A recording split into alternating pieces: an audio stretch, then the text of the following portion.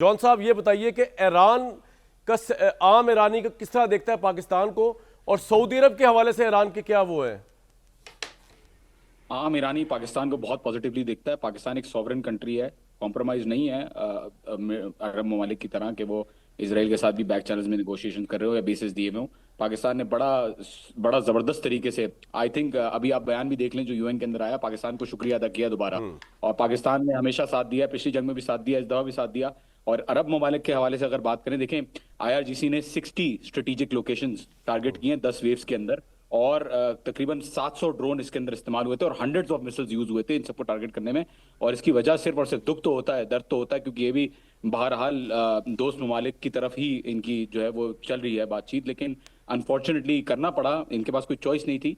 क्योंकि इतने टाइम तक अब तो शिया सुन्नी से आगे मामला बढ़ गया, पहले वो मामला थे, प्रॉब्लम्स थी, जब रिकंसिलिएशन हो रही थी, मीडिएशन हो रही थी, सर फिर जॉन यूनाइटेड भाई, स्टेट्स और सौदी अरब इसराइल का के क्या बीच रोल है में। सारे एपिसोड में? सऊदी अरब कोई पीस देखिए ब्रेक कर सऊदी सकता अरब है? देखिए सऊदी अरब अनफॉर्चुनेटली मुझे नहीं लगता कि कोई पीस ब्रेक कर सकता है, क्योंकि खबरें ये भी आई हैं कि अगर मैं बोलूं तो जो है वो कॉल करके यूनाइटेड स्टेट्स को बोला गया कुछ मुल्कों की तरफ से कि आप प्लीज़ हमला करें। और सऊदी अरब के लिए पॉजिटिव बिल्कुल भी आउटलुक नहीं है इस वक्त, लोगों के अंदर एटलीस्ट सेंटिमेंट्स नहीं है पॉजिटिव। क्योंकि अब खबरें ये आ रही है कि क्योंकि इंगेजमेंट्स यूएई के अंदर, बहरीन के अंदर शिद्दत के साथ वहां पे अटैक्स हो रहे हैं, तो यूनाइटेड स्टेट्स अपने एसेट्स मूव कर रहा है सऊदी अरब के अंदर प्राइमरीली। और अब मुझे लगता है कि सऊदी अरब के ऊपर भी फोकस बढ़ जाएगा अटैक्स का, आई थिंक सो, ये मेरा पर्सनल ओपिनियन है। However I don't know for sure. Right, Cheema साहब, जो लोग कह रहे हैं पाकिस्तान अगला टारगेट है, आप उससे एग्री कर रहे हैं? देखिए, पाकिस्तान क्यों अगला टारगेट होगा? पाकिस्तान कोई ईरान नहीं है, पाकिस्तान कोई अफगानिस्तान नहीं है, पाकिस्तान एक एस्टैब्लिश्ड न्यूक्लियर पावर है और ये सबको पता है। सो ये कोई ना तो जुर्रत कर सकता है ना ये सोच सकता है।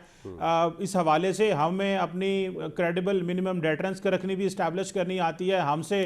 आप इमेजिन करें, भारत की आप बात कर रहे थे, भारत के जो है वो इजराइल को असला भी देता है ताकि गजा में भी मारो और ईरान को भी मारो। तो उस भारत जो कि जिसका 86 अरब डॉलर का बजट है कामरान साहब, उसको साथ तो हमने कुछ घंटों में मामलात कर लिए थे।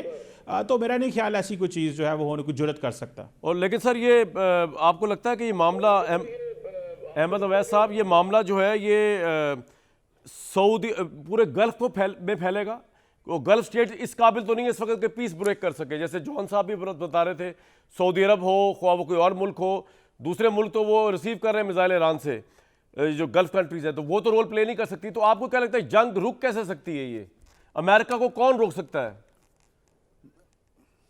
मेरा ख्याल है कि जिस तरीके से ये बगैर कैलकुलेशन के ये जंग जैसे शुरू हो गई है और इस कदर हद तक आगे बढ़ा दी गई है, मुझे ऐसा लगता है कि अगर ये कुछ दिन और कंटिन्यू की और ईरान ने रेजिस्टेंस जो है जैसे उन्होंने दिखाई है वो कंटिन्यू की, तो इस जंग का दायरा यकीनन बढ़ जाएगा। क्योंकि रशिया की कमज़ोर इकॉनमी और चाइना की एडवांस टेक्नोलॉजी जो है वो एक थ्रेटनिंग शक्ल के अंदर ज़रूर किसी शक्ल में सामने आएगी। अदरवाइज़ ये पूरा रीजन जो है वह इन दोनों ममालिक से बिल्कुल कट के अलग हो जाएगा, तो हालात बहुत मुख्तलिफ होंगे। और साथ ही साथ एक मैं आपका अर्ज़ करूँगा कि जो मैं पहले भी अर्ज़ कई दफ़ा मैं कर चुका आपके प्रोग्राम के अंदर भी, कि यहाँ पर पाकिस्तान को ये एहतियात की ज़रूरत है कि हमें अपने वेस्टर्न बॉर्डर्स के ऊपर हालात को दोनों तरीक़ों के साथ अस्करी मामलात को पेश नज़र भी और डिप्लोमेटिक भी। आप अफगानिस्तान की बात करें, जॉन हुसैन साहब मुझे बताइए कि आयतुल्लाह खामनाई के जाने के बाद अब उनका जो पूरा स्ट्रक्चर है, रिलीजियस स्ट्रक्चर, वो तो नहीं हिला, उसकी जगह कोई और आ जाएगा, ऐसा ही है? बिल्कुल ऐसा ही है कामना साहब, ये बात मैं शुरू से कह रहा हूँ और बिल्कुल ऐसा ही है, आपने देखा कि ऐसा ही हुआ। यूनाइटेड स्टेट्स के दो गोल्स थे कि यहाँ पे आयतुल्लाह खामनाई को जब ये न्यूट्रलाइज करेंगे सो कॉल्ड, और जो शहीद उनको किया उसके थ्रू लीडरशिप खत्म हो जाएगी और लीडरशिप जो है वो रिस्पॉन्ड नहीं करेगी, रिटेलिएट नहीं करेगी। और दूसरा ये था कि उनको लग रहा था कि लोग बाहर आ जाएंगे, तो दोनों ऑब्जेक्टिव्स फेल हो गए। ईरान के अंदर बहुत ही लेयर्ड सिस्टम है, पॉलिसी जो ओवर आर्चिंग पॉलिसी है, जो आइडियोलॉजिकल स्ट्रेंथ है उस पॉलिसी की बहुत स्ट्रांग है। और जिस तरीके से आपके गेस्ट ने भी जिक्र किया कि डिसेंट्रलाइज हो गई काफ़ी सारी चीज़ें, तो उसके अंदर किसी हद तक, मेरी इंफॉर्मेशन के मुताबिक की भी किसी हद तक ये सच्चाई है कि कुछ यूनिट्स हैं जो इंडिपेंडेंटली काम कर रहे हैं, जिनको ज़रूरत नहीं किसी सेंट्रल कमांड की, and they are all in action. तो आई डोंट थिंक कि किसी भी लीडर को टारगेट करने से, अभी मैं आपको बताऊं, अभी ईरान के अंदर मुख्तलिफ जगहों पर, नारमक के अंदर बहुत बड़ा हमला हुआ है, अब रेजिडेंशियल बिल्डिंग्स के ऊपर हमले हो रहे हैं, पुलिस स्टेशंस को, जितने भी इलाकों के अंदर पुलिस स्टेशंस हैं उनको टारगेट करना शुरू कर दिया इन लोगों ने। एंड आई डोंट थिंक इससे कोई भी फर्क पड़ेगा, because nothing is changing on ground and attacks are still on going. नहीं, लेकिन सर अगर उनका इतना बड़े बड़े स्ट्रेटेजिक जगहों पे और अटैक हो रहा है, और जिस तरह डोनाल्ड ट्रंप जो है वो दावा कर रहे हैं कि जी हमने जो इनकी मैन्युफैक्चरिंग कैपेबिलिटी है मिसाइल्स की वो भी उसको हिट किया है, तो ईरान के पास तो ओनली यूएसपी जो है वो मिसाइल है, उसके बाद न्यूक्लियर बॉम्ब है ना। इस वक्त ये बर्री फौज की जंग हो रही है, नेवी को वो कह रहे हैं उड़ा चुके हैं अमेरिका वाले। तो फिर इसकी मिसाइल की टेक्नोलॉजी किस हद तक जा पाएगी, और क्या मिसाइल टेक्नोलॉजी हिट हुई है बुरी तरह अमेरिका के हाथों, जॉन साहब?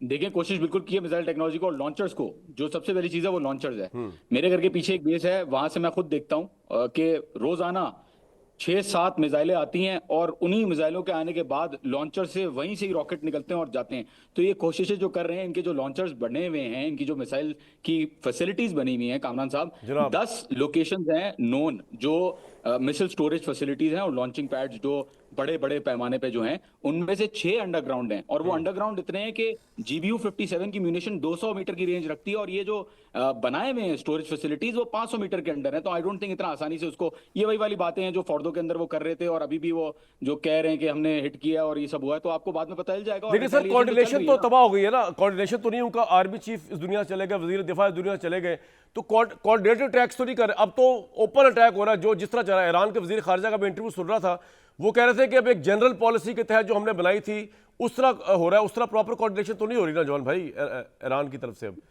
मिलिटरीली। नहीं, सही, बिल्कुल। मैंने खुद आपको ये बात खुद भी एक्सेप्ट की पहले कि बिल्कुल डिसेंट्रलाइज किसी हद तक काफी जगहों पे हो रहा है, लेकिन ऐसा नहीं है कि कोई कोऑर्डिनेशन नहीं है। कोऑर्डिनेशन ओवरआर्चिंग पॉलिसी के अंदर, देखिए टैक्टिकल टारगेटिंग के अंदर ऑब्वियसली डिसीजंस होते हैं, वो ओवरले होते हैं। जो डिसेंट्रलाइज यूनिट्स काम कर रहे हैं वो उसके ऊपर काम करते हैं, लेकिन इस तरीके की कोऑर्डिनेशन नहीं है कि all the time day to day या आवर बाय आवर या मिनट जो है उसकी कोऑर्डिनेशन चल रही हो, क्योंकि कॉम्प्रोमाइज चैनल्स, टेक्नोलॉजिकल चैनल्स जो है वो Right.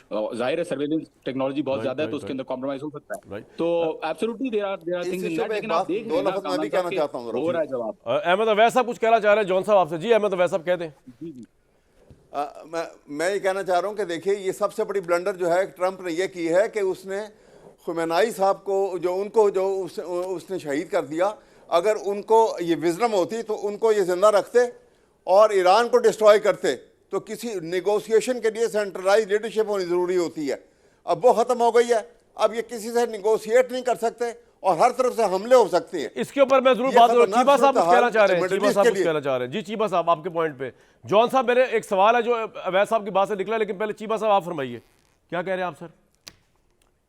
सर मैं ये समझता हूँ कि बेसिकली उन्होंने आयतुल्ला खामनाई को शहीद करके वो ईरान को एक दुश्मन रखना चाहते हैं। वो चाहते हैं कि ईरान एक ऐसा ही एडवर्सरी रहे, जब मर्जी उनका दिल करे मिडिल ईस्ट में अपना सिक्योरिटी जो डिज़ाइन हैं। ग्रेटर इजराइल की क्या बात हो रही है कि हमें, आप देखें ना, वो प्रॉक्सीज मौजूद थी तो आपने उन्होंने सारा सीरिया ले लिया। तो मेरा ख्याल है कि ईरान जो इजराइल जो अपनी एक डिटरेंस रखता है या जो अपना खित्ते के अंदर जो डिज़ाइंस हैं वो ईरान के साथ ही हैं। ना वो ईरान में डेमोक्रेसी चाहते हैं, ना वो ह्यूमन राइट्स चाहते हैं। और मैं आपको बताऊं कामरान साहब, ये जो कुछ हो रहा है, मेरी जाती राय में इसके पीछे ऑयल है। देखें, आप देखें, ट्रंप साहब ने पहले वेनेजुएला का जो ऑयल है उसके ऊपर एक खास होल्ड रख लिया, फिर उनके अपने स्ट्रेटेजिक ऑयल रिजर्व्स भी बहुत बड़ी हद तक हैं। आप देखिएगा जब ये जंग थोड़ी सेटल होगी तो पता चलेगा कि इस वक्त यूरोप के अंदर इकोनॉमी खराब है, पूरे के पूरे खित्ते की इकोनॉमी खराब है, ऑयल सप्लाई चेन नहीं है, कीमतें बढ़ गई हैं, और जो ऑयल है वो वेस्टर्न हेमिस्फीयर से इस खित्ते में आएगा। तो ये बेसिकली माइंडसेट है जो मुझे एक बड़ा इंपॉर्टेंट सवाल को वो दुश्मन रखना चाहते हैं। बिल्कुल ठीक है, दुश्मन बड़ा इंपॉर्टेंट सवाल है जॉन साहब, जो ब्रेक के फौरन बाद आपसे मैंने कर रहा है कि डोनाल्ड ट्रंप तो ये कह रहे हैं कि जो नई लीडरशिप आई है ईरान की वो उनसे निगोशिएट करने को तैयार है, और वो कौन सी लीडरशिप है, और आप ये किस हद तक बात सही है, और चाइना रशिया का रोल प्ले कर सकते हैं जब उनकी ऑयल की सप्लाई को हिट होगा, गैस की सप्लाई को हिट होगा, जब इकॉनमी हिट होगी तो उनका प्रेशर क्या बिल्टअप हो सकता है सारी जंग के ऊपर।